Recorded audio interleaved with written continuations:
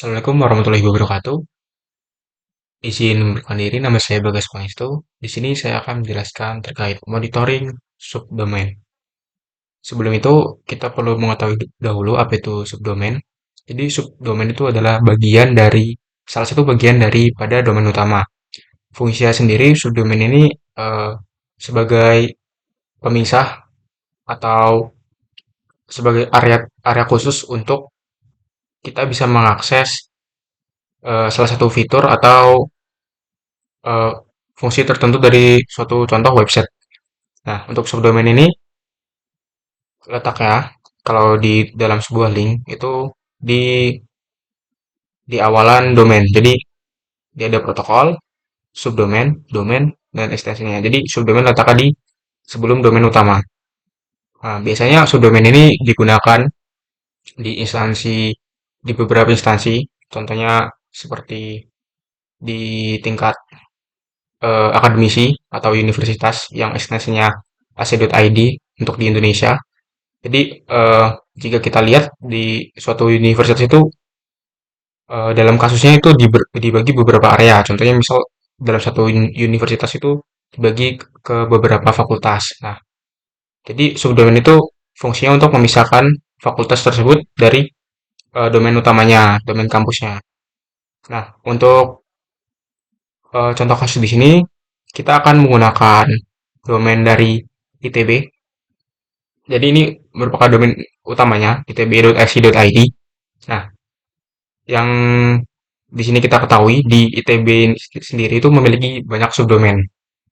Jadi domain utamanya itb.ac.id, nanti kita bakal mengetahui beberapa subdomainnya. Bisa puluhan, ratusan, bahkan ribuan. Untuk lebih lengkapnya kita bakal cek menggunakan terminal di sini. Kita menggunakan Kali Linux. Oke. Nah, sebelum itu yang perlu kita ketahui di sini kita menggunakan tiga tools. Jadi mekanisme sederhananya kita yang pertama gitu menggunakan SubFinder. Habis itu SubFinder, SubFinder itu merupakan tools untuk kita mengecek subdomain dari domain tertentu. Contohnya di sini itb.ac.id. Lalu yang kedua kita menggunakan Python. Python di sini digunakan untuk mengecek status dari domain tersebut, subdomain tersebut apakah subdomain tersebut aktif atau tidak. Lalu yang ketiga kita akan menampilkannya di dashboard menggunakan native eh, HTML, CSS, dan JavaScript. Baik, langsung saja. Di sini kita akan cek menggunakan SubFinder di itb.ac.id dan kita akan menyimpannya di file SubFinder output.txt. Kita jalankan. Oke, di sini akan ngecek semua subdomain yang ada di itb.ac.id. Jadi ini secara singkat atau sederhananya SubFinder ini bekerja dengan cara brute force dari alamat domain itb.ac.id. Jadi dia mengecek salah satunya itu history dari domainnya atau bisa juga dari history sertifikat SSL-nya. Apakah itb.ac subdomain dari itb.ac.id tersebut itu sudah didaftarkan. Jadi meskipun domain tersebut subdomain tersebut sudah tidak digunakan, di SubFinder ini masih bisa terdeteksi. Nah, dari situ juga eh, bisa kita tarik alasan kenapa kita harus memonitoring subdomain. Kita perlu memonitoring subdomain dikarenakan subdomain yang contoh kasus tidak aktif tersebut bisa menjadi salah satu celah keamanan. Jadi para penyerang atau para hacker itu bisa masuk ke subdomain yang tidak aktif digunakan tersebut untuk hal-hal yang mereka inginkan.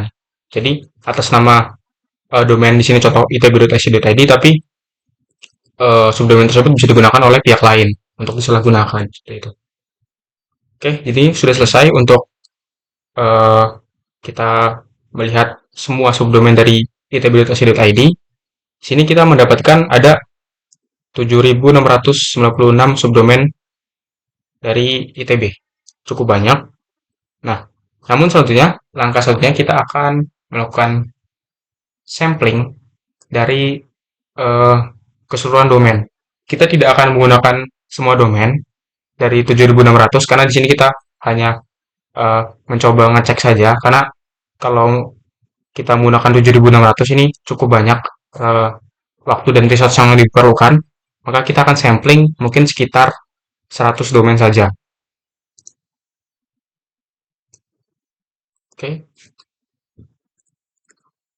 sini kita akan sampling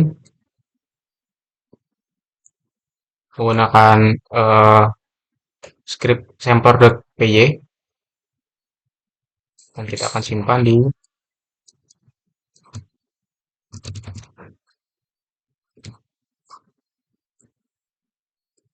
untuk subdomain yang kita ambil itu ada 100 dan seatnya kita ambil 42.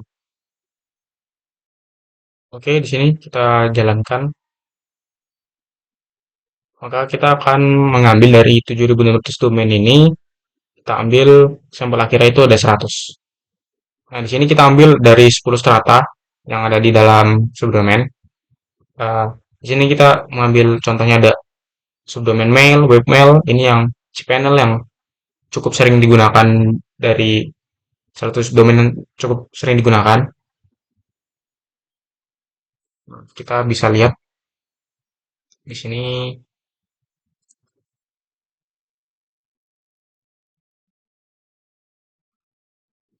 untuk sampler.py ya. Oke. Nah, di sini kita menggunakan kenapa kita menggunakan sampler ini smart sampler sederhananya karena jika kita hanya mengambil sampler secara acak maka kita bisa eh, tidak tidak rata gitu mengambilnya, tidak spesifik datanya. Jadi bisa saja untuk domain, misal ada domain student, dari 50 domain diambil semuanya, maka itu untuk sampler tidak efektif. Jadi kita menggunakan salah satunya strata itu.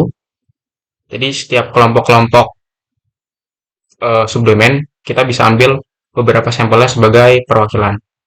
Kayak gitu. Keluar, sebenarnya kita akan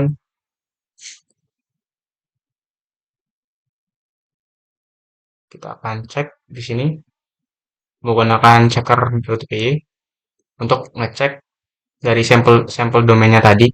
Kita akan cek.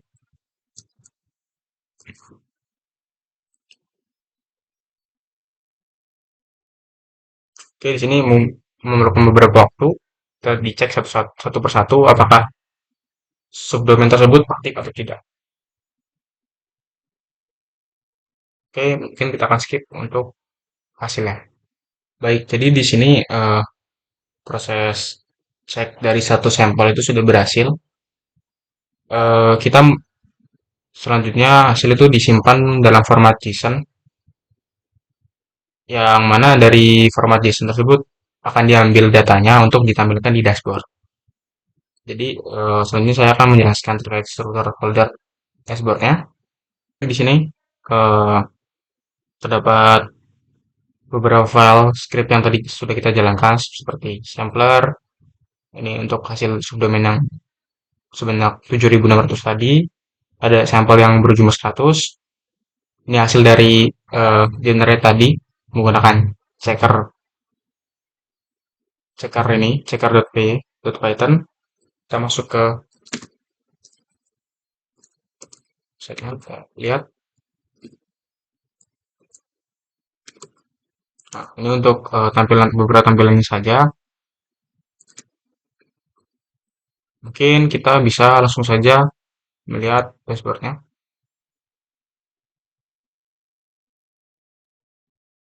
Oke, kita bisa jalankan, tekan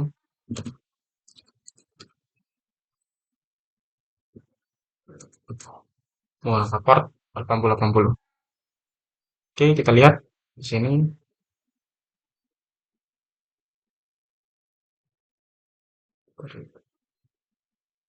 Nah, ini merupakan dashboardnya. Bisa kita lihat di sini. Nah, jadi di sini ada beberapa stat card yang menampilkan total dari subdomain yang diambil dari JSON-nya tadi ada 100. Lalu ini ada statusnya, ada yang online itu 28, yang offline ada 72, dan optimal rate-nya sekitar 28%. Karena per 100. Ini sesuai dengan yang tadi kita deteksi di sini statusnya. Lalu di sini ada beberapa subdomain yang dideteksinya, ada 100 subdomain dengan eh, beberapa kolom status, kode seperti 200 untuk berhasil request ke servernya berarti. Lalu di sini ada satu kode 503. Di sini untuk subdomain ini statusnya online namun kodenya 503 berarti untuk cek contohnya ping ke domain tersebut bisa namun servernya itu tidak menerima request. Lalu di sini ada respon time dari beberapa subdomain yang terlihat cukup tinggi. Lalu ada IP address dari subdomain tersebut dan sertifikat SSL-nya, ada TLS di sini. Lalu ada timestamp-nya. Nah, kita lihat di sini untuk contoh subdomain admin satu data. Uh, Klik kita lihat detailnya. Ini. Sini bisa dilihat untuk subdomain ini terdapat protokol HTTPS, HTTP statusnya 200, respon time yang cukup tinggi di sini, ada sekitar 7 detik. Lalu IP address, servernya bisa dilihat menggunakan Nginx. Konten type di dalam itu ada HTML, page title ada admin, itu satu data. Ini ada redirect URL -nya. Dan sini untuk sertifikat SSL-nya aktif dengan kita bisa lihat juga di sini ada SSL expired-nya 75 hari dan version dari SSL ada TLS si 1.3. Nah, di sini jadi ada di sini ada SSL yang bisa lihat kita aktif. Ini sebagai salah satu contoh fungsi dari monitoring subdomain yang mana untuk SSL ini merupakan salah satu komponen security dari suatu website di mana ketika SSL ini aktif berarti menandakan suatu website itu aman. Contohnya sederhananya untuk SSL ini mengenkripsi data-data penting yang ada di suatu website tersebut. Jadi misal di sini contoh untuk SSL-nya expired maka bisa dilihat. Jadi di dashboard ini kita bisa lihat ketika sudah hampir expired maka kita bisa update atau memperbaruinya. Seperti itu. Nah, ini merupakan website yang berguna untuk kita monitoring seperti yang tadi sudah disampaikan eh, agar contoh di sini yang menggunakan adalah admin bisa mengetahui domain-domain subdomain mana apa saja yang ada di ITB ini yang sudah tidak aktif, yang aktif dan yang sekiranya sertifikat SSL perlu diperbarui. Nah, di sini untuk status yang tidak aktif ini bukan berarti eh, subdomain ini tidak digunakan, bisa saja masih digunakan, namun protokol untuk mengakses website ini bisa saja atau subdomain ini bisa saja perlu menggunakan jaringan khusus yang ada di ITB seperti itu. Banyak faktor sebenarnya. Nah, namun ini cukup membantu untuk mendeteksi anomali-anomali dari setiap subdomain. Jika ada anomali maka bisa ditanggulangi eh, bisa ditanggulangi. Nah, maka dari itu fungsi dari dashboard ini untuk mengecek apakah ada anomali tersebut atau tidak. Jika ada, maka bisa ditanggulangi langkah selanjutnya seperti itu. Oke, mungkin sekian untuk penjelasan terkait monitoring subdomain. Lebih dan kurangnya saya maaf. Saya akhiri. Wassalamualaikum warahmatullahi wabarakatuh.